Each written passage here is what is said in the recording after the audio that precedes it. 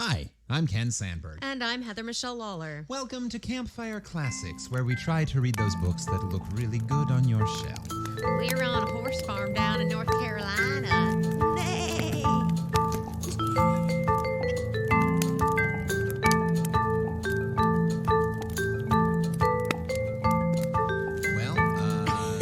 I mean, that's true. We are. I like to keep our listeners up to date on where we are because every couple weeks we're somewhere else. So yeah. No, that is true, listeners. We are Campfire Classics on the road again. On the road again. I just can't wait to be I don't know what I picked again. the wrong key for that. It was like it's normally like on the road again. Guess can't wait to get on the road again. This musical interlude brought to you by whoever the fuck wrote that song. A local brewery, because that's what we're enjoying. Yeah. So we're in Asheville, North Carolina. I'm going to go grab my local brew because it's on that table over there. Oh, yeah. Yeah, we have local brews, and it's not bruises, but like brews. Although a couple of those, too. Yeah, I have a few bruises, too. We are currently down here shooting some combat-based music videos for Ken's brother, who's a musician here in Asheville. If you're a regular listener, you've actually heard some of his music on this podcast. Yes, he's written a few things for us and let us borrow a few things of his original composition. Yeah. So he's also a patron. So, we're down here with Mr. Craig Kelberg. And the past 2 days, we have just spent kicking each other's asses. Yeah, it's been a lot of fun. We will when it's all done and ready, we'll put up video of everything we've been doing, although that'll probably be a few weeks still. Oh yeah. However, if you are on Instagram, and go check out Donnie Rex on Instagram. All one word. On DONNIEREX. On Saturday, June 5th, he posted a brief video with maybe 5 seconds long with a couple of clips of the things we had worked on that day.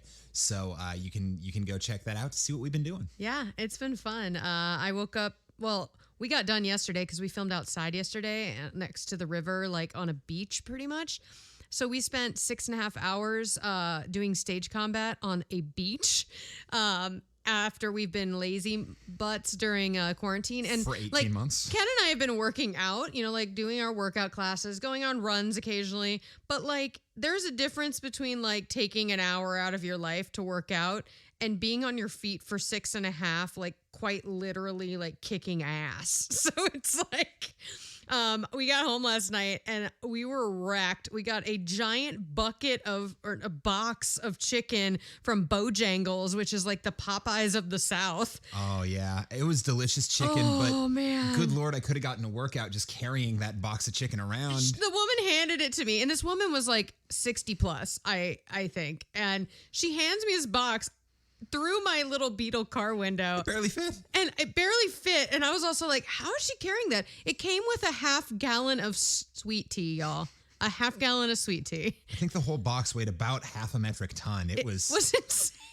Lord almighty. We were laughing the whole way back here. And then we devoured it. And then I think I was in bed before 9. Oh, yeah. I didn't go to sleep until like... I had trouble sleeping because I was in a lot of pain. But I think I probably fell asleep around 11. That's early. Like I just wanted to be on the bed and not moving, and that's what we did. So that's what we're doing down here. And this Airbnb we're at is adorable. It's on a horse farm in Mills River. North Carolina, and about it's 20-something minutes outside of Asheville, and it's lovely. When we're done here, we'll give you where we were, what we're doing, and I know we have a lot of stalkers out there. I just don't want to say exactly where we are because I don't know who's listening. Speaking of stalkers. Speaking of stalkers? Well, speaking of creepy things, I guess. Do we have a promo this week? We do. We have a promo this week. And I really need to jump on do we have a promo this week before we hit our first potential speaking of, because I feel like... I'm just really good not at segues. I'm just really good at forcing segues. Yeah. Well, I mean...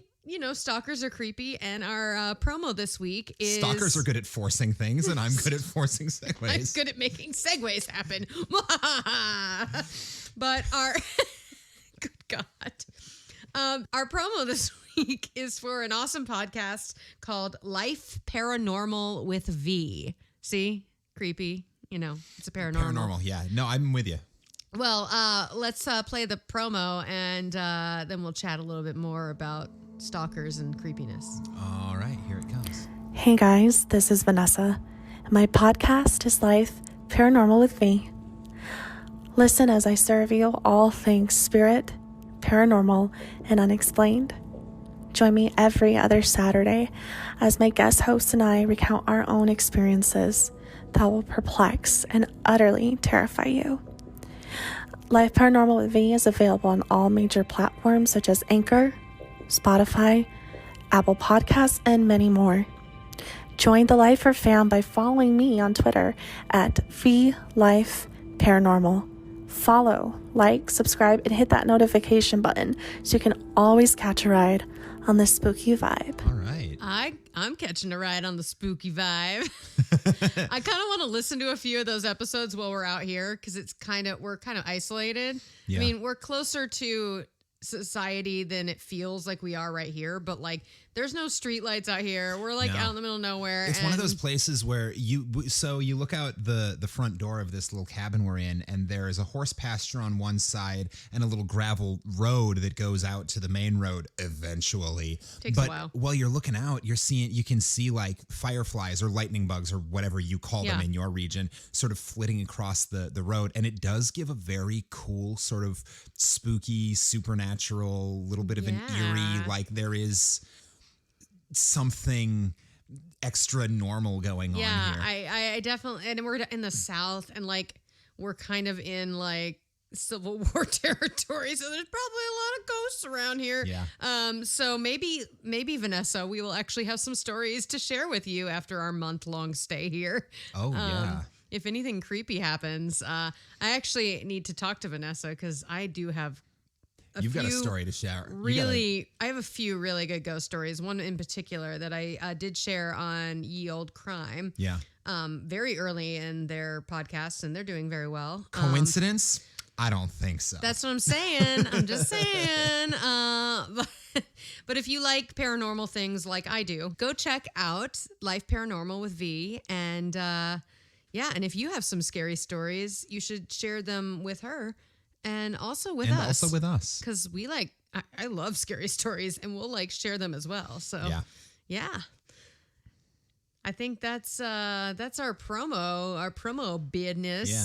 Is that it for old business? That's it for old business. We're down in the South, and we did a promo for the Life Paranormal, and I ate some fried chicken twice in 24 hours.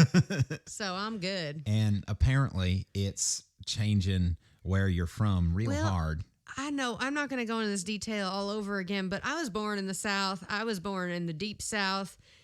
We moved away when I was 9.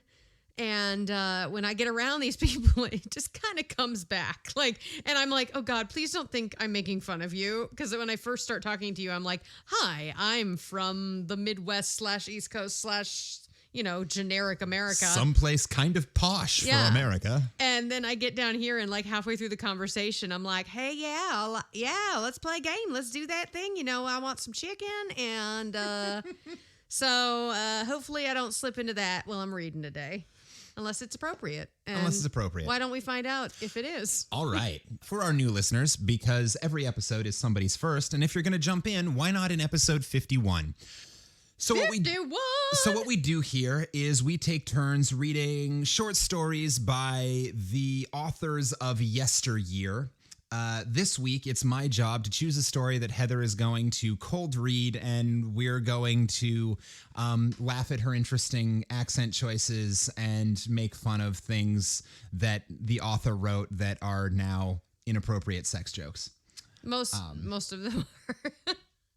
At least in my mind. Spoiler alert, there's a lot of them. There's a lot. Now, typically, before the story, whoever chose the story gives a bit of fun facts about the author. However, this week's fun facts are going to be quite brief as we're going back to an old Campfire Classics favorite. Oh. I figured it was appropriate. We've finished our first 50. Yep. So with 51, we're going to go ahead and start over with Agatha Christie. Oh my God, she's my favorite. Well, she's our muse. She's the muse. She's the one who started this all. This is how this whole crazy shenanigan began. For more on that, go back and listen to episode 1. The sound quality isn't as good, but the story's still great. Yeah. So I discovered a collection of her short stories that was published after the public domain date, but the majority of the individual stories were published separately in The Sketch, a popular British magazine at the time in the early 20s. Oh. So while the book is still under copyright, many of the individual stories are available in the public domain. Snap. Loophole. I love legal loopholes. Legal loopholes are the best. So, your story this week is not a Poirot mystery, but a Tommy and Tuppence story.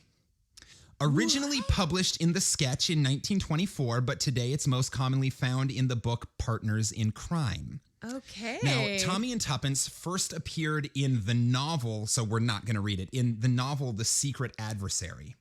Oh, I've heard of that. Okay. Right. So this collection follows the married couple, Tommy and Prudence, who goes by Tuppence. Prudence is my car's name. Yep. Yes.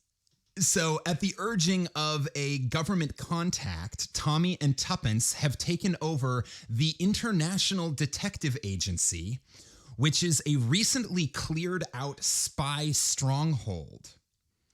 They are there posing as the owners so that they can intercept enemy messages coming through. And while there, they also take on their own detective cases, Tommy using the fake spy name Mr. Blunt. Mr. Blunt? Yep. So in this collection, and one of the reasons I'm doing just a quick bit of fun facts about the story and the collection is because in this collection in particular, Agatha Christie wrote a series of cases that they would solve in the style of other great literary detectives of the day. Okay. So there's a case that they solve in the style of Sherlock Holmes. There is a case that they solve in the style, and the final story in the book, which isn't the one you're reading, is a case that they solve in the style of Hercule Poirot.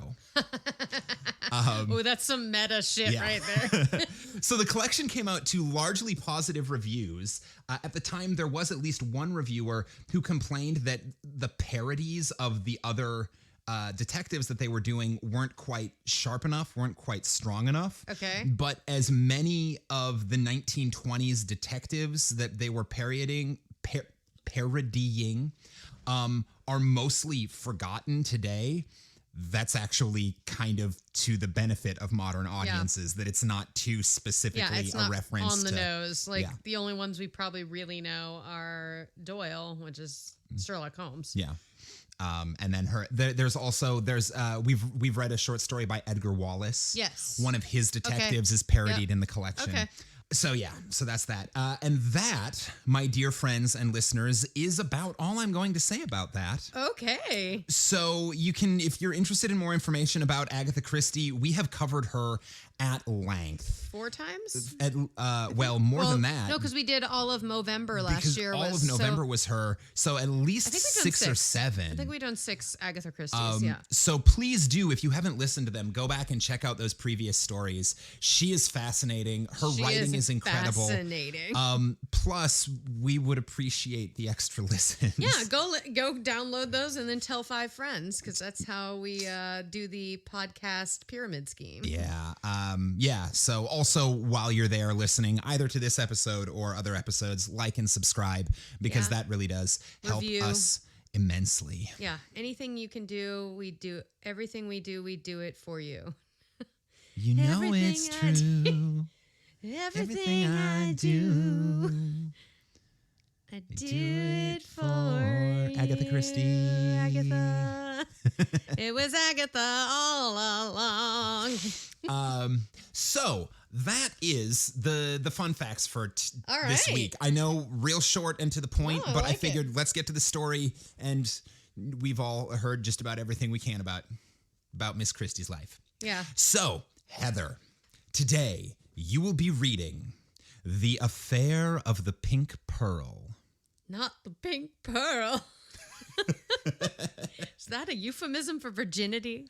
I don't know yet. Let's find out. Let's find out. Let's start the fire.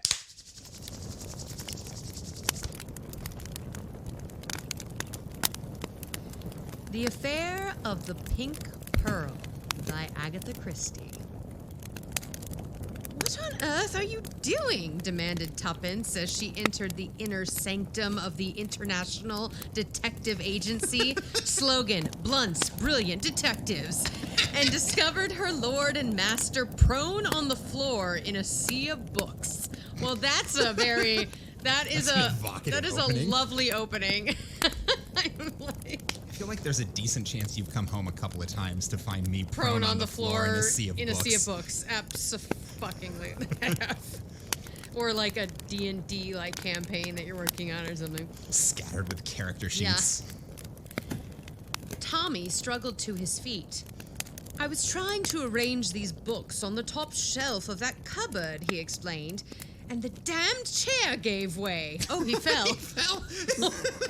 And he just decided, okay, let's stay here. What are they anyway? Asked Tuppence, picking up a volume. The Hound of the Baskervilles. I wouldn't mind reading that again sometime. So it's a detective story by Doyle. Yep. You see the idea, said Tommy, dusting himself with care. Half hours with the great masters, that sort of thing. You see, Tuppence, I can't help feeling that we are more or less amateurs in this business. Of course, amateurs in one sense we cannot help being, but it would do no harm to acquire the technique, so to speak. These books are detective stories by the leading masters of the art. I intend to try different styles and compare results. All right. Okay. So he's going to educate himself by reading the... it's going to be really hard to be Sherlock. Yeah. He was born a sociopath. So this is sort of... what's the movie? Romancing the Stone. Oh, yes. So it's sort of Romancing the Stone, but like flip-flopped. Instead of the writer becoming a detective in her own adventure, it's like a fan of the book deciding that the writer actually knows how to solve these mysteries. So it's like Murder Mystery with Adam Sandler and Jennifer Aniston, where she's obsessed with murder mysteries and falls into a murder mystery. God damn it, that's a much better parallel, and it was literally on an hour and a half ago. If you haven't watched Murder Mystery on Netflix with Adam Sandler and Jennifer Aniston, y'all, it's a treat. Go check it out. It's delightful. Said Tuppence. I often wonder how these detectives would have got on in real life. She picked up another volume. You'll find a difficulty in being a Thorndyke. Okay, Thorndyke is capitalized, therefore is clearly someone's name, but it just sounds like a really, really sharp lesbian. like a little angry, the Thorndyke. Because it is difficult to be a Thorndyke. I want that term to start making the rounds. She's such a Thorndyke. How is that not a drag name already? Ken, you have your calling. Or I have mine, because I've always wanted to be a drag queen, so I can be a bio queen with the name Thorndyke. Yes. You've no medical experience and less legal, and I never heard that science was your strong point. Perhaps not, said Tommy, but at any rate, I've bought a very good camera, and I shall photograph footprints and enlarge the negatives and all that sort of thing. Now, mon ami, use your little gray cells. What does this convey to you? Okay, Poirot. Oh my God, this is so meta. He just straight up quoted Poirot. Who at this point only has a handful of short stories out, and I think one novel. Yeah, that's amazing. I love it. He pointed to the bottom shelf of the cupboard. On it lay a somewhat futuristic dressing gown, a Turkish slipper, and a violin. "Obvious, my dear Watson," said Tuppence. "Exactly," said Tommy. "The Sherlock Holmes touch." Oh my God, they're such fangirls. I'm obsessed. This is what our detective agency would be if we started one. Oh, absolutely. Absolutely. You'd be on the floor surrounded by books, and I'd be like, "What are you doing?" Babe, Like, I'm going to grow a giant mustache and start talking with a French accent. You need to learn how to play violin. oh, I don't know if can I play the ukulele? Is that close enough? Sure. Or if you want, you could grow a mustache and start talking in a French accent and I'll learn violin. Can I strap on a mustache? That's a Thorndike, right? Mustache rides so free.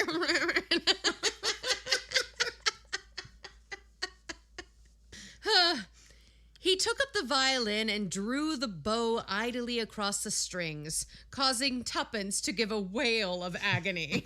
At that moment, the buzzer rang on the desk, a sign that a client had arrived in the outer office and was being held in parley by Albert, the office boy. Yeah. Ooh, there's an office boy. I wonder if he's wearing a Speedo, just for fun. It's like a pool boy. It's England. There aren't many days a year where a Speedo is going to be very comfortable. Yeah, I don't want. Also, he's going to be real pasty. Yeah, he's white like me. It's okay. Tommy hastily replaced the violin in the cupboard and kicked the books behind the desk. "Not that there's any great hurry," he remarked. "Albert will be handing them off to the stuff about my being engaged with Scotland Yard on the phone. Get into your office and start typing, Tuppence. It makes the office sound busy and active. No. On second thoughts, you shall be taking notes in shorthand from my dictation. Let's have a look before we get Albert to send the victim in." They approached the peephole, which had been artistically contrived so as to command a view of the outer office. The client was a girl, about Tuppence's age, tall and dark, with a rather haggard face and scornful eyes. "Clothes cheap and striking." Why is Tuppence now, Where did she come from all of a sudden? Is she putting on a character voice? The secretary has to be like a little lower class, I guess. I don't know. All right, well, now you're committed. Nope. I'm going back. "Clothes cheap and striking," remarked Tuppence. "Have her in, Tommy." Wow, that was judgmental. "She's cheap but hot. She shops at Forever 21. Yeah. That's about right. But you know what? Live your life, wear what you want. That's what I say. Yeah, although this is 1924. If you're shopping at Forever 21, you're really ahead of the times. Good for you. You're kicking butt. She's probably like covered in like Burberry, and they're like, "That's cheap." Anyway, She's probably dressed like a flapper. It's 1924. yes, I hope she's dressed like a flapper, and that's why they're like, she's cheap, because she's dressed like a modern woman. Cheap but striking. Cheap but striking. All right, let's find out. In another minute, the girl was shaking hands with the celebrated Mr. Blunt, while Tuppence sat by with eyes demurely downcast and pad and pencil in hand.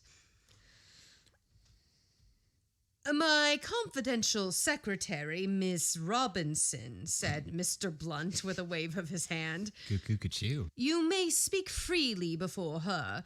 Then he lay back for a minute, half closed his eyes, and remarked in a tired tone, "You must find traveling in a bus very crowded at this time of day." "I came in a taxi," said the girl. "Oh," said Tommy, aggrieved.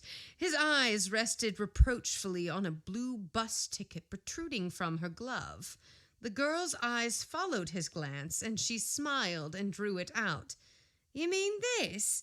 Oh, I picked it up off the pavement. A little neighbor of ours collects them." Tuppence coughed, and Tommy threw a baleful glare at her. She's like, "Good job, loser." Smooth move, Sherlock. Damn it, I thought that was pretty good. "We must get to business," he said briskly. You are in need of our services, miss. Kingston Bruce is my name, said the girl. We live at Wimbledon. Last night a lady who is staying with us lost a valuable pink pearl. Mr. St. Vincent was also dining with us, and during dinner he happened to mention your firm. My mother sent me off to you this morning and asked if you would look into the matter for us. The girl spoke sullenly, almost disagreeably. It was clear as daylight that she and her mother had not agreed over the matter. She was here under protest.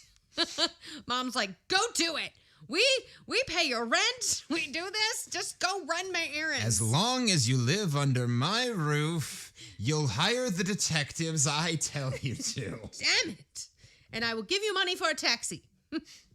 Don't take the bus. The bus is for It's skanks. so pedestrian. You're just cheap. Not a skank. You're cheap. There's a difference. I see, said Tommy, a little puzzled. You have not called in the police? No, said Miss Kingston Bruce. We haven't. It would be idiotic to call in the police and then find the silly thing had rolled under the fireplace or something like that. Oh, said Tommy. Then the jewel may only be lost after all? Miss Kingston Bruce shrugged her shoulders. People make such a fuss about things, she murmured. Tommy cleared his throat. Of course, he said doubtfully. I am extremely busy just now.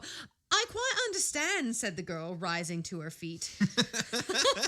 There was a quick gleam of satisfaction in her eyes, which Tuppence, for one, did not miss. Nevertheless, continued Tommy, I think I can manage to run down to Wimbledon. Will you give me the address, please? The Laurels, Edgewood Road. Make a note of it, please, Miss Robinson. Miss Kingston Bruce hesitated, and then, rather ungraciously, we'll expect you then? Good morning. Funny girl, said Tommy as she had left.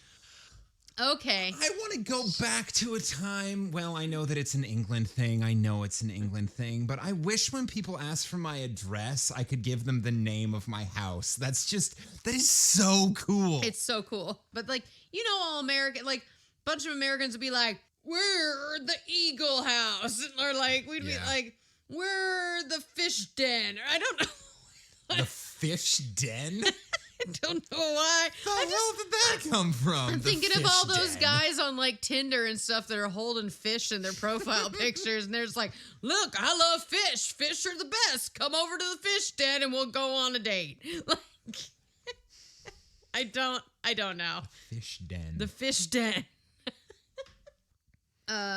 Miss Kingston Bruce hesitated and said rather ungraciously, "We'll expect you then. Good morning." Funny girl, said Tommy when she had left. I couldn't quite make her out.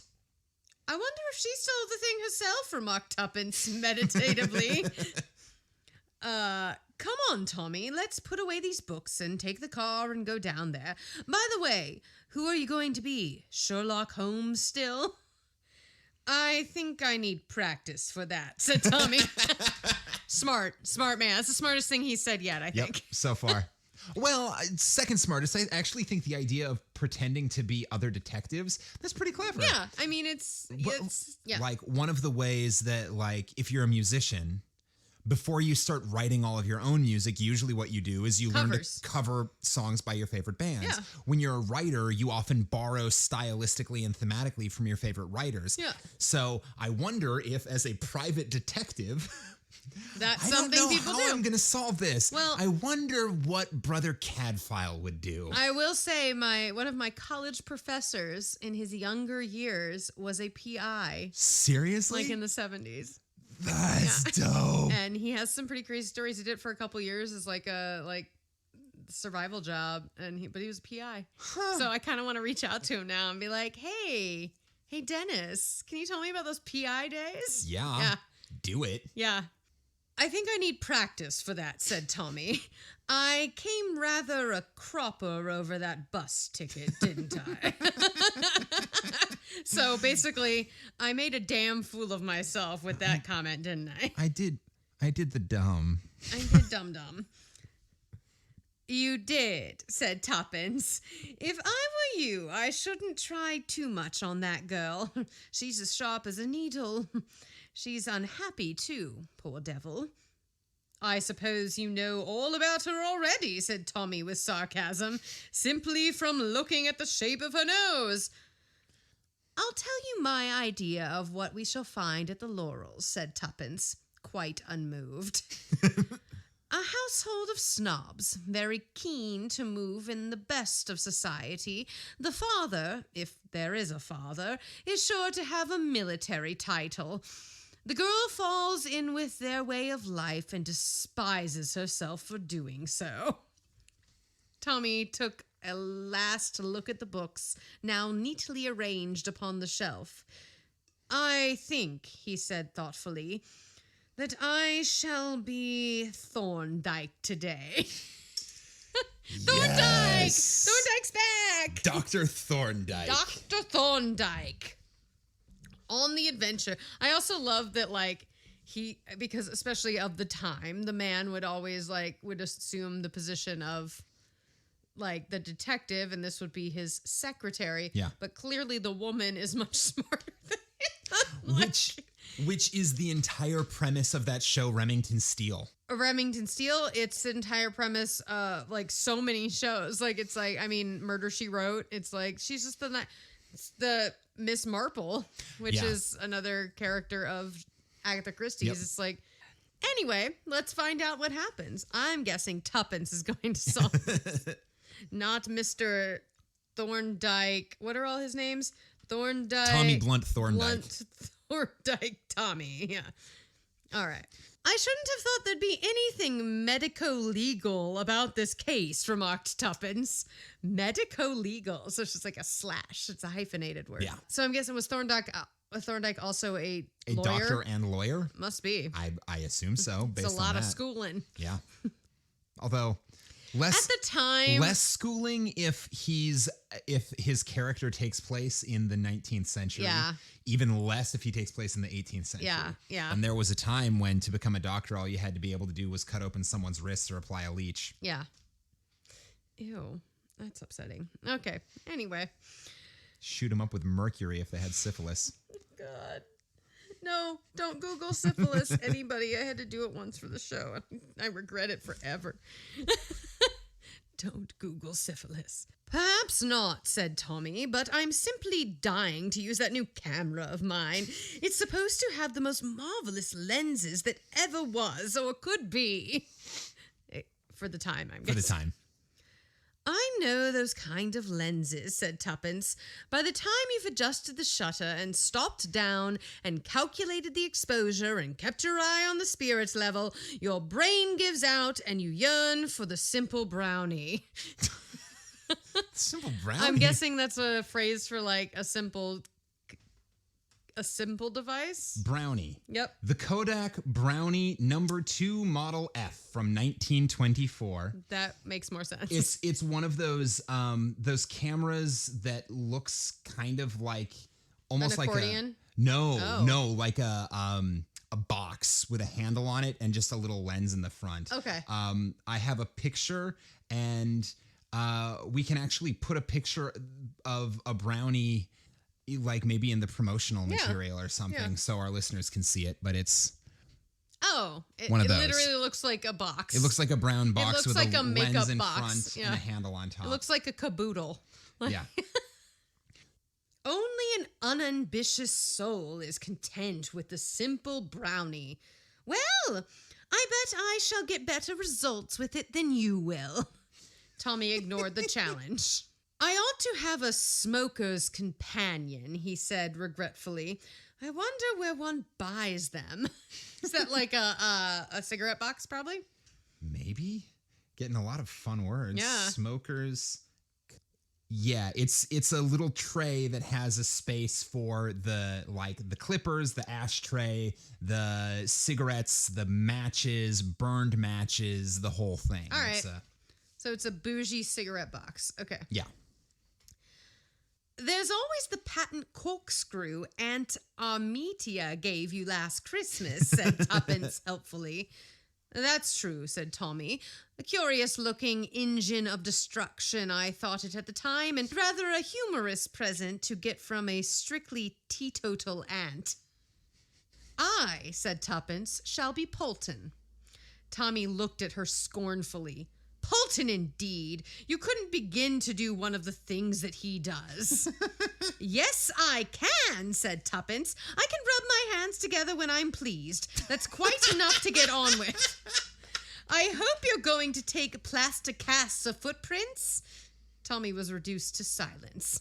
Having collected the corkscrew, they went round to the garage, got out the car, and started for Wimbledon.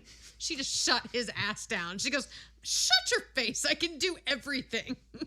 He's like, yeah, okay. I'm going to be fine. You're going to try to take pictures with your fancy-ass camera. And take plaster molds. Plaster casts of footprints, which you don't know how to do. Yeah, like, I'll just be sitting over here being like, what an idiot. The Laurels was a big house. It ran somewhat to gables and turrets, had an air of being very newly painted, and was surrounded with neat flower beds filled with scarlet geraniums. A tall man with a close-cropped white mustache and an exaggeratedly martial bearing opened the door before Tommy had time to ring. I've been looking out for you, he explained fussily. Mr. Blunt, is it not? I'm Colonel Kingston Bruce. Will you come into my study? So her first name was not Kingston. No. The family name is Kingston Miss Bruce. Kingston Bruce. So we don't know her first name. Her first name. Because ladies don't give their first name. No, although apparently also, neither do why colonels. did I get? And also the instinct to give her like a lower class accent. She was wearing cheap clothes. Yeah, but. Yeah, maybe she's like trying to rebel. Oh, know she's the like bohemian emo kid in the military conservative family. Yeah, who's like, I'm gonna get like a estuary accent, daddy. And he's like, talk proper. She's like, what are you talking about, daddy? Like, yeah, and all he's doing is sitting at home complaining about, I didn't fight in the Boers' War for you to talk like a street urchin. Now go run my errands. He led them into a small room at the back of the house. Also, I'd like to point out that Tuppence's first guess that he is a military guy is correct. And that it's a very posh, like, bougie house. He led them into a small room at the back of the house. Young St. Vincent was telling me wonderful things about your firm. I've noticed your advertisements myself.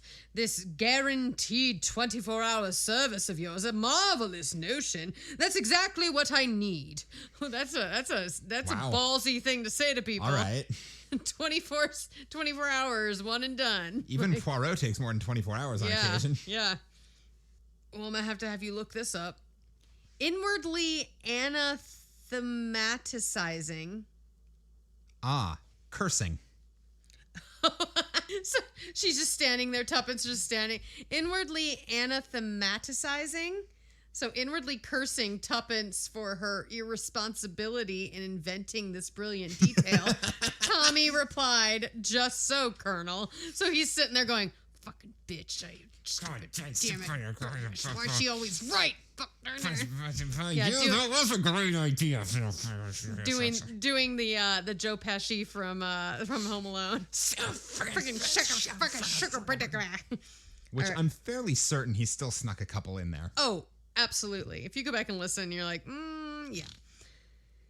Inwardly anathematizing / cursing Tuppence for her irresponsibility in inventing this brilliant detail, Tommy replied, just so, Colonel. The whole thing is most distressing, sir, most distressing. Perhaps you would kindly give me the facts, said Tommy, with a hint of impatience. Certainly I will, at once. We have at the present moment staying with us a very old and dear friend of ours, Lady Laura Barton. How old was she? Never mind. What? Said, very old lady. Oh. How old was she? She was so old that when she was born, God said, let there be light. I don't know. Where did that come from? Are you doing your stand-up comedy routine? This is my stand-up bit. I'm sorry. Okay. Ignore me. I wasn't aware that's where we were. I will play along next time. That's the part of the night we're at. Okay, This is the part of the episode, dear listener, where Ken tries to be funny and Heather doesn't get it. Heather's like, what? Because Ken is not funny. That's not true. You are funny. I just didn't understand. Yeah, but looks aren't everything. Not at all. You're so handsome. All right, back to my big brash colonel voice. Back to your bloviating. Bloviating. Our very old and dear friend of ours, Lady Laura Barton, daughter of the late Earl of Carraway. The present Earl, her brother, made a striking speech at the House of Lords the other day. As I say, she is a very old and dear friend of ours. Some American friends of mine who have just come over, the Hamilton Betts, were most anxious to meet her. Nothing easier, I said. She is staying with me now. Come down for the weekend. You know what Americans are about titles, Mr. Blunt. Excuse me? And others besides Americans, sometimes, Colonel Kingston Bruce. Tommy says back to him. Alas! Only too true, my dear sir. Nothing I hate more than a snob. Well, as I was saying, the Betts came down for the week. Do you like my colonel? I do. I can picture this man very clearly. Yep. Well, as I was saying, the Betts came down for the weekend. Last night, we were playing bridge at the time. The clasp of a pendant Mrs. Hamilton Betts was wearing broke, so she took it off and laid it down on a small table, meaning to take it upstairs with her when she went. This, however, she forgot to do. I must explain, Mr. Blunt, that the pendant consisted of 2 small diamond wings and a big pink pearl depending upon them. The pendant was found this morning, lying where Mrs. Betts had left it. But the pearl, a pearl of enormous value, had been wrenched off. Zun dun dun. Who found the pendant? The parlor maid, Gladys Hill. Any reason to suspect her? Oh, she has been with us for some years, and we have always found her perfectly honest. But, of course, no one ever knows. Exactly. Will you describe your staff, and also tell me who was present at dinner last night? There is the cook. She has been with us for only 2 months, but then she would have no occasion to go near the drawing room. The same applies to the kitchen maid. And then there is the housemaid, Alice Cummings. She also has been with us for some years, and Lady Laura's maid, of course. She is French.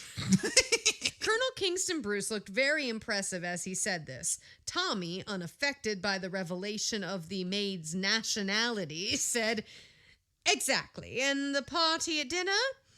Mr. and Mrs. Betts, ourselves, my wife and daughter, and Lady Laura. Young St. Vincent was dining with us, and Mr. Rennie looked in after dinner for a while." Who is Mr. Rennie? A most pestilential fellow, an arrogant socialist. Good looking, of course. Them damn liberals, they always so good looking. Oh, it's some hippie that my daughter has the hots for. But, you know, he's attractive. At least the babies will be pretty. Oh my God, it's hilarious. Okay. Good looking, of course, and with a certain spacious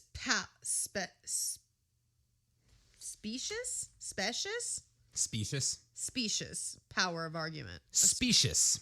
superficially plausible, but actually wrong. So he's really good at faking it till he makes it. He's really good at looking like he knows what he's talking about, when in fact it's all horseshit. I know so many. You'd be really. You guys should like have a like story off sometime. He would be well. when you go on your like stories, so, like you only do it in fun. He's doing it for like argument's sake. I do tell specious stories. No, I was gonna say he would do very well on Facebook. Do very well on Facebook and very well in government. I feel. Yeah. A most what was it? Pestilential. Pestilential. It's like it's pestilence. Pestilence. Yeah. Pestilential. Yeah.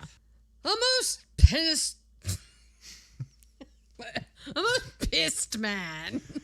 He was very drunk. He is wasted. Possibly I was very drunk. I can't remember. Somebody was very drunk. Are you drunk, sir?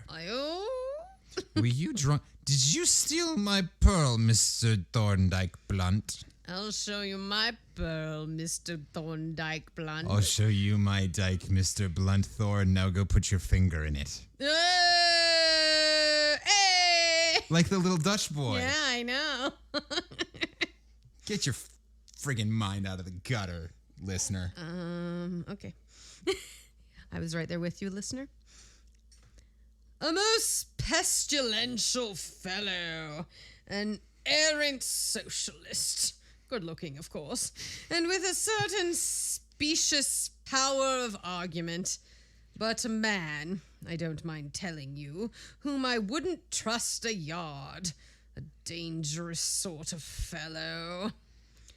In fact, said Tommy dryly, is it Mr. Rennie whom you suspect? I do, Mr. Blunt. I'm sure holding... Shocker. Yeah, right. I'm sure holding the views he does, that he has no principles whatsoever. What could have been easier for him than to have quietly retched off the pearl at a moment when we were all absorbed in our game? There were several absorbing moments, a redoubling no trump hand, I remember, and also a painful argument when my wife had the misfortune to revoke.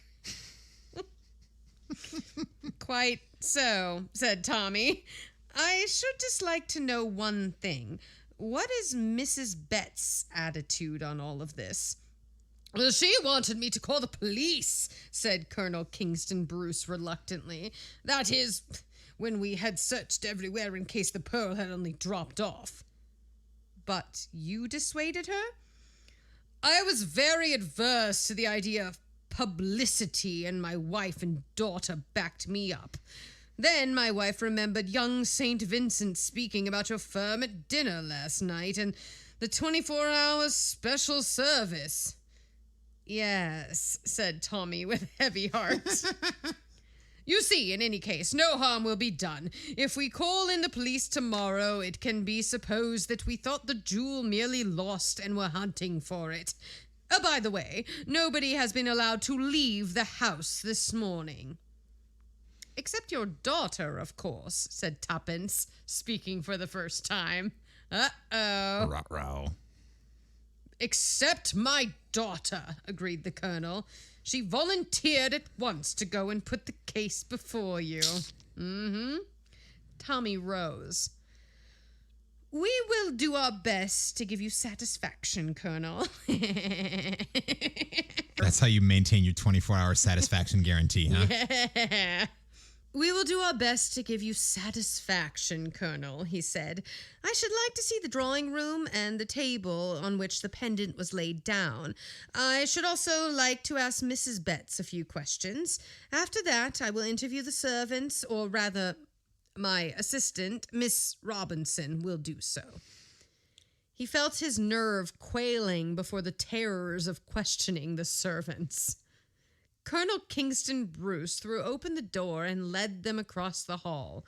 As he did so, a remark came to them clearly through the open door of the room they were approaching, and the voice that uttered it was that of the girl who had come to see them this morning. You know perfectly well, Mother, she was saying, that she did bring home a teaspoon in her muff. Whoa! She's smuggling cocaine in her muff? Damn! Drug mule. Drug mule's in the house. Better hope the baggie doesn't break. In another minute, they were being introduced to Mrs. Kingston Bruce, a plaintive lady with a languid manner. Miss Kingston Bruce acknowledged their presence with a short inclination of the head. Her face was more sullen than ever. Mrs. Kingston Bruce was voluble. But I know who I think took... No, I like it. Keep going. Stick with it. You're committed now. That's her voice. But I know who I think took it, she ended. That dreadful socialist young man. He loves the Russians and the Germans and hates the English. What else can you expect? Dirty socialist. Mm-hmm. He never touched it, said Miss Kingston Bruce fiercely. I was watching him all the time. I couldn't have failed to see. Yeah, she's like, I'm into it. She's like, I was staring at his booty. He didn't touch it. I was watching him the whole time, and he never even noticed me behind you. It wasn't your mom. It's not fair, Mother. And I put all that stuff in my muff and everything. I'm wearing my cheapest clothes, and he won't even look at me. My boobs are up to my face. I put cocaine in my muff, and he won't look at me. It's because you're snobs. You're all snobs. He never touched it, said Miss Kingston Bruce fiercely. I was watching him all the time. I couldn't have failed to see if he had. She looked at them defiantly with her chin up. Tommy created a diversion by asking for an interview with Mrs. Betts. When Mrs. Kingston Bruce had departed, accompanied by her husband and daughter, to find Mrs. Betts, he whistled thoughtfully. I wonder, he said gently, who it was who had a teaspoon in her muff.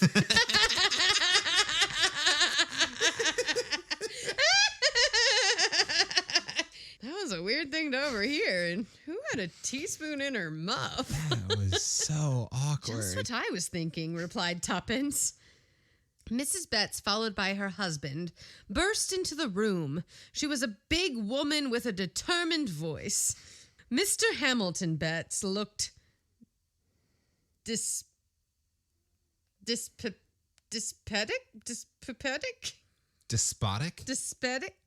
No. I don't know.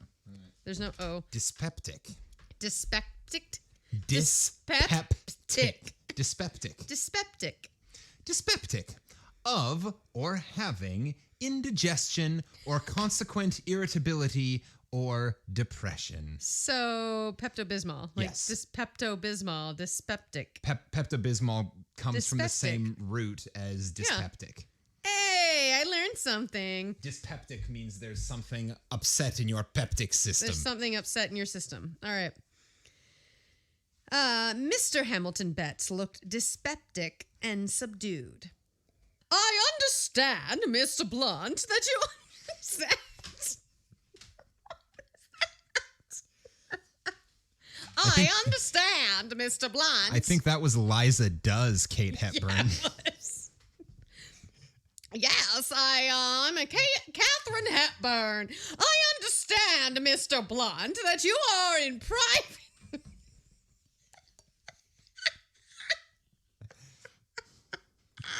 This is Kate Hepburn on a bender. Well, she has a teaspoon in her muff. I mean, somebody does. I understand, Mr. Blunt, that you are in a private inquiry agent, one who hustles things through at a great rate. Hustle, said Tommy, is my middle name, Mrs. Betts. Let me ask you a few questions. Thereafter, things proceeded rapidly. Tommy was shown the damaged pendant, the table on which it was laid, and Mr. Betts emerged from his taciturnity to mention the value in dollars of the stolen pearl.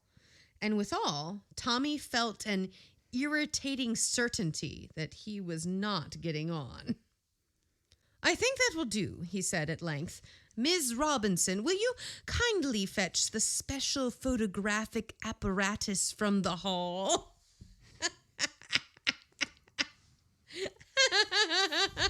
What a dick. What a dumbass. And I bet she just looks at him like, "Oh, you mean the brownie?" "Oh, you mean the damn camera, you Yeah, dumbass?" I'll get the brownie. Miss Robinson complied. "A little invention of my own," said Tommy. "In appearance, you see, it just looks like an ordinary camera." Oh, fuck this guy so hard. He's such a dumbass. He had some slight satisfaction in seeing that the Betts were impressed. He photographed the pendant, the table on which it had lain, and took several general views of the apartment. Then Miss Robinson was delegated to interview the servants, and in view of the eager expectancy on the faces of Colonel Kingston Bruce and Mrs. Betts, Tommy felt called upon to say a few authoritative words. "The position amounts to this," he said. "Either the pearl is still in the house, or it is not still in the house."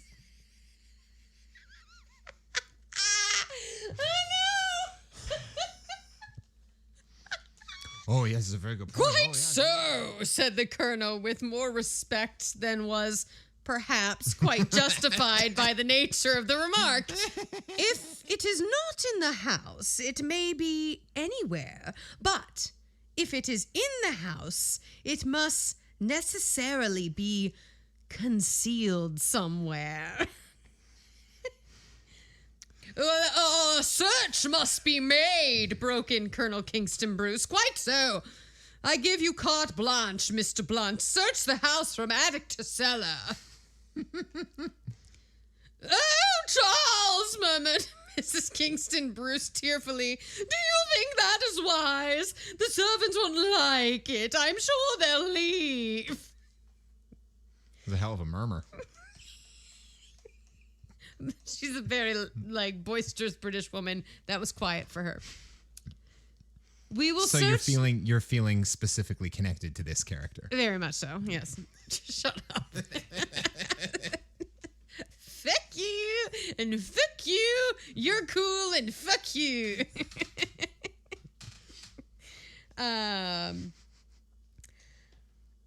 We will search their quarters last," said Tommy soothingly. "The thief is sure to have hidden the gem in the most unlikely place." "I seem to have read something of that kind," agreed the colonel. "Quite so," said Tommy. "You probably remember the case of Rex versus Bailey, which created a precedent." Yes," said the colonel, looking puzzled.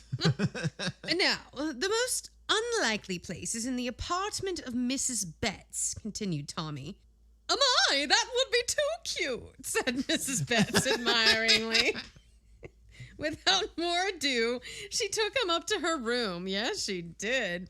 Where Tommy once more made use of the special photographic apparatus.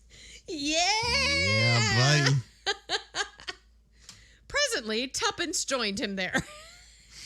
She heard he was going up to Mrs. Betts' room with her with the camera. And she goes, I need to leave. Hang on a minute. Just a second. "You have no objection, I hope, Mrs. Betts, to my assistance looking through your wardrobe?" "Oh, why not at all? Do you need me here any longer?" Tommy assured her that there was no need to detain her, and Mrs. Betts departed. Thank God. "We might as well go on bluffing it out," said Tommy. "But personally, I don't believe we've a dog's chance of finding the thing. Curse you and your 24-hour stunt, Tuppence." "Listen," said Tuppence, "the servants are all right, I'm sure, but I managed to get something out of the French maid." I bet she did. Wow. All right. It worked out very well for everyone. Do you want to bring your camera? "It seems that when Lady Laura was staying here a year ago, she went out to tea with some friends of the Kingston Bruces, and when she got home, a teaspoon fell out of her muff." Didn't clench hard enough. Should be doing her Kegels or something. Everyone thought it must have fallen out by accident, but talking about similar robberies, I got hold of a lot more. Lady Laura is always staying about with people. She hasn't got a bean, I gather, and she's out for comfortable quarters with people to whom a title still means something. It may be a coincidence, or it may be something more, but 5 distinct thefts have taken place while she has been staying in various houses, sometimes trivial things, sometimes valuable jewels. "Whew," said Tommy, and gave a vent to a prolonged whistle. I can't whistle, anyone, so... Thank you, Ken. "Where's the old bird's room, do you know?" "Just across the passage." "Then I rather think that we'll just slip across and investigate." Yeah. The room opposite stood with its door ajar. It was a spacious apartment with white enameled fitments and rose-pink curtains. An inner door led to the bathroom. At the door of this appeared a slim, dark girl, very neatly dressed. Tuppence checked the exclamation of astonishment on the girl's lips. "This is Elise, Mr. Blunt," she said primly, "Lady Laura's maid." Oh no, I have to do a French accent. No. Oh, I tried. No. I tried. Tommy stepped across the threshold of the bathroom and approved inwardly its sumptuous and up-to-date fittings. He set to work to dispel the wide stare of suspicion on the French girl's face. "You are busy with your duties, eh, Mademoiselle Elise?" "Yes, monsieur. I clean milady's bath." "Well, perhaps you can help me with some photography instead. I'll paint you like one of my French girls." No, monsieur, I am not one of your French girls. No, you are not Leonardo DiCaprio on the Titanic. You cannot take photographs of me. "I have a special kind of camera here, and I am photographing the interiors of all the rooms in this house." He was interrupted by the communicating door to the bedroom banging suddenly behind him. Elise jumped at the sound. "What did that?" "It must have been the wind," said Tuppence. "We will come into the other room," said Tommy. Elise went to open the door for them, but the doorknob rattled aimlessly. "What's the matter?" said Tommy sharply. "Ah, monsieur, but somebody must have locked it on the other side." She caught up a towel and tried again, but this time the door handle turned easily enough, and the door swung open. "Voilà, c'est qui est ce veut.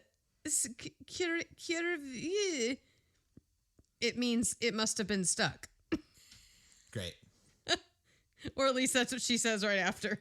"Voila, it must have been stuck," said Elise. There was no one in the bedroom. See, it's a ghost. Tommy fetched his apparatus. Tuppence and Elise worked... He does like his toys. Yeah. Tuppence and Elise worked under his orders, but again and again his glance went back to the communicating door. "I wonder," he said between his teeth, "I wonder why the door stuck." He examined it minutely, shutting and opening it. It fitted perfectly. "One picture more," he said with a sigh. "Will you loop back to that rose curtain, Mademoiselle Elise? Thank you. Just hold it so." A familiar click occurred. He handed a glass slide to Elise to hold, relinquishing the tripod to Tuppence and carefully readjusting and closed the camera. He made some easy excuse to get rid of Elise, and as soon as she was out of the room, he caught hold of Tuppence and spoke rapidly. "Look here, I've got an idea. Can you hang on here? Search all the rooms. That will take some time. Try and get an interview with the old bird, Lady Laura, but don't alarm her. Tell her you suspect the parlor maid, but whatever you do, don't let her leave this house. I'm going off in the car. I'll be back as soon as I can." "All right," said Tuppence, "but don't be too cocksure." Aren't all men? No, many of them, in fact, are rather cock-timid. You've forgotten one thing. The girl. There's something funny about that girl. Listen, I found out the time she started from the house this morning. It took her 2 hours to get to our office. That's nonsense. Where did she go before she came to us? Oh, there's something in that, admitted her husband. Well, follow up any old clue you like, but don't let Lady Laura leave the house. What's that? His quick ear had caught a faint rustle outside on the landing. He strode across to the door, but there was no one to be seen. Well, so long, he said. I'll be back as soon as I can. Tuppence watched him drive off in the car with a faint misgiving. Tommy was very sure. She herself was not so sure. There were one or two things she did not quite understand. She was still standing by the window watching the road when she saw a man leave the shelter of a gateway opposite, cross the road and ring the bell. In a flash, Tuppence was out of the room and down the stairs. Gladys Hill, the parlor maid, was emerging from the back part of the house, but Tuppence motioned her back authoritatively. Then she went out to the front door and opened it. A lanky young man with ill-fitting clothes and eager dark eyes was standing on the step. He hesitated a moment, and then he said, "Is Miss Kingston Bruce in?" "Will you come inside?" said Tuppence. She stood aside and let him enter, closing the door. "Mr. Rennie, I think," she said sweetly. He shot a glance at her. Yes? Will you come in here, please?" She opened the study door. The room was empty, and Tuppence entered it after him, closing the door behind her. He turned on her with a frown. "I want to see Miss Kingston Bruce." Uh-oh, the socialist does know who she is. Mm-hmm. "I'm not quite sure that you can," said Tuppence composedly. "Look here, who the devil are you?" said Mr. Rennie rudely. "International Detective Agency," said Tuppence, and noticed Mr. Rennie's uncontrollable start. "Please sit down, Mr. Rennie," she went on. "To begin with, we all know about Miss Kingston Bruce's visit to you this morning." It was a bold guess, but it succeeded. Perceiving his consternation, Tuppence went on quickly. "The recovery of the pearl is the great thing, Mr. Rennie. No one in this house is anxious for publicity. Can't we come to some arrangement?" The young man looked at her keenly. "I wonder how much you know," he said thoughtfully. "Let me think for a moment." He buried his head in his hands, then asked a most unexpected question. "I say, is it really true that young St. Vincent is engaged to be married?" "Quite true," said Tuppence. "I know the girl." Mr. Rennie suddenly became confidential. "It's been hell," he confided. "They've been asking her morning, noon, and night, chucking Beatrice at his head." "Who's Beatrice?" What?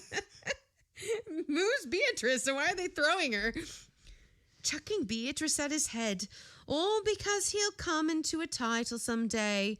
If I had my way—" "Don't let's talk politics," said Tuppence hastily. "Do you mind telling me, Mr. Rennie, why you think Miss Kingston Bruce took that pearl?" I don't know." "You do," said Tuppence calmly.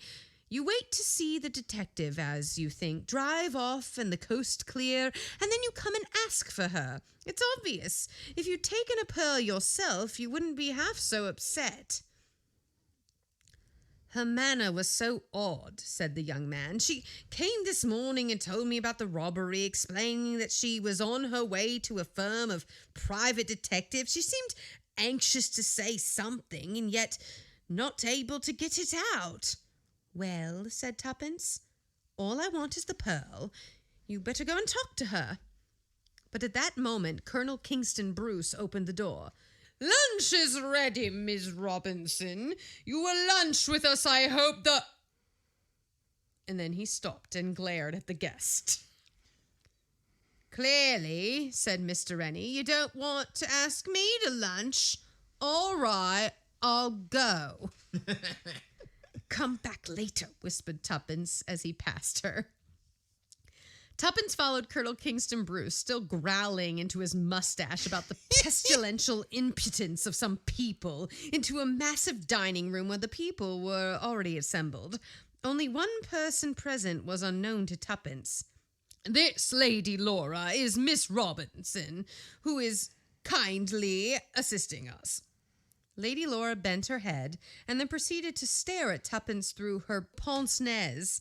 She was a tall, thin woman with a sad smile, a gentle voice, and very hard, shrewd eyes. Tuppence returned her stare, and Lady Laura's eyes dropped. After lunch, Lady Laura entered into conversation with an air of gentle curiosity. How was the inquiry proceeding? Tuppence laid suitable stress on the suspicion attaching to the parlor maid, but her mind was not really on Lady Laura. Lady Laura might conceal teaspoons and other articles in her clothing. She might be a muff pincher, but I'm not worried. Whoa! I think she might be a muff pincher is the title of this episode. But her mind was not really on Lady Laura. Lady Laura might conceal teaspoons and other articles in her clothing, but Tuppence felt fairly sure that she had not taken the pink pearl. Presently, Tuppence proceeded with her search of the house. Time was going on, and there was no sign of Tommy, and what mattered far more to Tuppence was there was no sign of Mr. Rennie. Suddenly, Tuppence came out of the bedroom and collided with Beatrice Kingston Bruce, who was going downstairs. She was fully dressed for the street. Is Beatrice? Oh, Beatrice is Ms. Kingston Bruce. That's her first name. Beatrice, and she's being thrown at St. Vincent. St. Vincent to marry, yeah. But Rennie actually wants to marry her, presumably. Into her. Yeah. Or she's into him, or there's something going on. Yeah. Okay, so we now finally know her first name. That makes more sense. Okay, thank you. I'm afraid, said Tuppence, that you mustn't go out just now. The other girl looked at her haughtily. Whether I go out or not, it's none of your business, she said coldly. It is my business whether I communicate with the police or not, though, said Tuppence. In a minute, the girl had turned ashy pale. You mustn't. I won't go out, but don't do that. She clung to Tuppence beseechingly. My dear Miss Kingston Bruce, said Tuppence, smiling, the case has been perfectly clear to me from the start. But she was interrupted. In the stress of her encounter with the girl, Tuppence had not heard the front doorbell. Now, to her astonishment, Tommy came bounding up the stairs, and in the hall below, she caught sight of a big burly man in the act of removing a bowler hat. Detective Inspector Marriott of Scotland Yard, he said with a grin. With a cry, Beatrice Kingston Bruce tore herself from Tuppence's grasp and dashed down the stairs just as the front door was opened once more to admit Mr. Rennie. Now you have torn it, said Tuppence bitterly. Eh? Said Tommy, hurrying into Lady Laura's room. He passed into the bathroom and picked up a large cake of soap, which he had brought out in his hands. The inspector was just mounting the stairs. She went quite quietly, he announced. She's an old hand and knows when the game is up. What about the pearl? I rather fancy, said Tommy, handing him the soap, that you'll find it in here. The inspector's eyes lit up appreciatively. An old trick and a good one. Cut a cake of soap in half, scoop out a place for the jewel, clap it together again, and smooth the join well over with hot water. A very smart piece of work on your part, sir. Tommy accepted the compliment gracefully. He and Tuppence descended the stairs. Colonel Kingston Bruce rushed at him and shook him warmly by the hand. Oh, my dear sir, I can't thank you enough. Lady Laura also wants to thank you. I'm glad that we have given you satisfaction, said Tommy, but I'm afraid I can't stop. I have a most urgent appointment, member of the cabinet. He hurried out to the car and jumped in. Tuppence jumped in behind him. "But Tommy," she cried, "haven't they arrested Lady Laura after all?" "Oh," said Tommy, "didn't I tell you? They've not, they've not arrested Lady Laura. They've arrested Elise." The French maid. The French maid. "You see," he went on, as Tuppence sat dumbfounded, "I've often tried to open a door with soap on my hands myself. You know, it can't be done. Your hands slip. So I wondered what Elise could have been doing with the soap to get her hands all soapy as all that. She caught up a towel, you remember, so there were no traces of soap on the handle afterwards. But it occurred to me that if you were a professional thief, it wouldn't be such a bad plan to be made to a lady suspected of kleptomania who stayed about a good deal in different houses. So I managed to get a photo of her as well as of the room, inducing her to handle a glass slide, and toddled off to dear old Scotland Yard. Lightning development of the negative, successful identification of fingerprints, and photo. Elise was a long-lost friend. Useful place, Scotland Yard." "And to think," said Tuppence, finding her voice, "that those two young idiots were only suspecting each other in that weak way that they do in the books. But why didn't you tell me what you were going to do when you went off?" "Well, in the first place, I suspected that Elise was listening on the landing. And in the second place, yes." "My learned friend forgets," said Tommy. "Thorndyke never tells until the last moment. Besides..." You can't reveal the plot. Yep. You got to wait until the end. "Besides, Tuppence, you and your pal Janet Smith put one over on me last time. This makes us square." The end. Oh. Yeah, I thought Tuppence... Okay, so apparently in the last case, Tuppence... In the last case, Tuppence was Yep. the one who figured it out. All right. Did not see that coming. That was fun. That was a good one. Oh my God, that was fun. I had a lot of strange voices during that one. Yep. You're welcome, and I'm sorry at home. Good job, Agatha. Good, always. Got another one? That was fun. I loved it. There were no ghosts. No ghosts, but there are rarely ghosts in Agatha Christie. Yeah, that's very true. She doesn't do that. She doesn't do spooky. The ghost took the pink pearl. Yeah. And then put it in her muff. That muff pincher. So, dear listener, if you have enjoyed this episode, or even if you've just made it this far into the episode, please send us a message with the phrase muff pincher. I'm just going to clarify for anyone who doesn't know, a muff is like it's a little tube of fur that you can put both of your hands in to keep them warm in the winter. We don't really have them anymore. And it also sort of doubles as a purse. Yeah, but we never really said that, and there are probably people that don't know. Yeah. So that is what a muff, when they're referring to it, means. Yep. When I'm referring to it, I think we all know. It means something else. Something else. I think that's it. I think so. That I always finish Agatha Christie stories, and I'm like, I didn't see that coming. That was super fun. I have nothing else to say because it was just really good. It's just really good. And she writes great characters, and she's so funny. Like, all the characters are so ridiculous, and when they were all just standing in the room, like all bullshitting each other, it was like, we've all been in that conversation before. Yeah. Well, yeah, of course. I read that book. It's my favorite. So again, tell your friends. Follow us on Facebook, Twitter, Instagram. Send us an email or find us on our website, campfireclassicspodcast.com, and tell us what you think.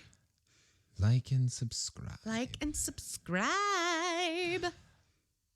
So, you made it to the end of another one. Congratulations. You and muff thank pincher. You muff pincher, you. You saucy little muff pincher, you. So until next week, this has been Campfire Classics, where we try to read those books that look really good in my muff. Oh, can I pinch a muff? May I? I'm asking for consent. May I? I'm going to pinch it.